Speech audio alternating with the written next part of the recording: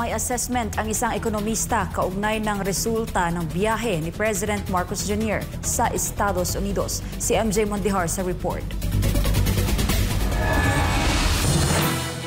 Sa pagbisita ni President Ferdinand Marcos Jr. sa White House, nakumbinsi niya si US President Donald Trump na ibaba sa 19% mula sa 20% ang taripa na ipapataw ng Amerika sa exports ng Pilipinas. Kapalit nito, pumayag naman ng Pilipinas na alisin ang buwis sa imported na produkto mula sa Amerika, gaya ng sasakyan, trigo, soy at mga gamot. Habang nasa US, tinanong si Marcos Jr. kung hindi badihado ang Pilipinas sa naturang kasunduan.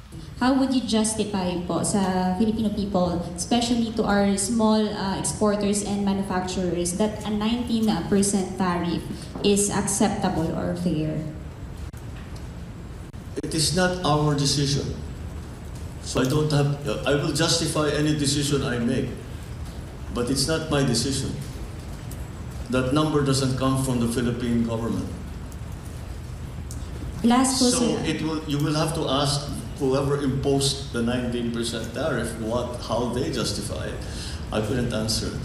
Ayon sa ekonomistang si Dr. Michael Batu, malinaw na lugi ang Pilipinas sa naturang deal. That is a signal of incompetence, Admar. The fact na pumunta sila doon in person, kanilang nakuhang deal hindi maganda, that reflects incompetence ng mga tao. Babala ni Dr. Batu, maaari itong makasira sa tiwala na iba pang mga dayuhang mamumuhunan sa bansa. Now, if I'm an investor, would I be willing to invest my money sa isang bansa that is being run by incompetent people? Hindi ba? So, kumbaga, magkakaroon ng pagdududa ang mga investor in terms of yung kalidad mismo ng governance na meron tayo. Question din niya ang performance ng mga opisyal na kasama ng Pangulo sa US trip nito. Kasama sa delegasyon, sina Foreign Affairs Secretary Maria Teresa Lazaro, Defense Secretary Guibo Teodoro, Trade Secretary Cristina Roque, Special Assistant to the President for Investment and Economic Affairs Frederick Go, at iba pang opisyal. Consider actually firing itong mga nagne-negotiate na ito.